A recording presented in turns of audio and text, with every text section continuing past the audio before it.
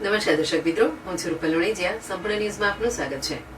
વડગામ તાલુકાના છાપી નજીક આવેલ એક હોટલ પર શુક્રવારે સવારે રાજસ્થાન રોડવેઝની બસમાં અમદાવાદથી આવેલ આંગડિયા પેઢીના કર્મચારી પાસેથી સોનાના દાગીના ભરેલ થેલી ઝૂંટવી લૂંટ કરી બે લૂંટારુઓ ફરાર થઈ ગયા હતા. આ સમગ્ર ઘટનાની જાણ છાપી પીએસઆઈને થતા તેઓ તાબડતોડ તપાસનો ધમધમાટ શરૂ કર્યો છે.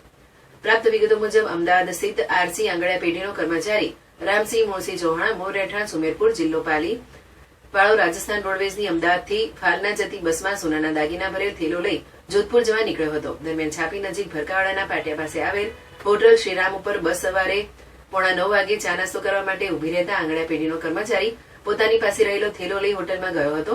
ચા નાસ્તો કરી કર્મી બસમાં બેસવા ગયો હતો. તે દરમિયાન બાઇક ઉપર આવેલ બે લૂંટારૂ પૈકી એક લૂંટારૂ બસમાં ચડી આંગડિયા પેઢીના કર્મચારી પાસેથી દાગીના ભરેલ થેલો ઝૂંટવી લૂંટ કરી બાઇક ઉપર નાસી છૂટ્યા હતા. આ સમગ્ર ઘટનાની જાણ છાપી પીઆઈ હિનાબેન વાઘેલાને થતા તાત્કાલિક ઘટના સ્થળે પહોંચી તપાસનો ધમધમાટ શરૂ કર્યો હતો.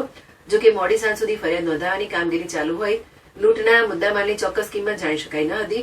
સૂત્રો દ્વારા મળતી માહિતી મુજબ અંદાજિત 1.5 થી 2 કિલો સોનાના દાગીનાની લૂંટ થઈ હોવાનું જાણવા મળી રહ્યું છે.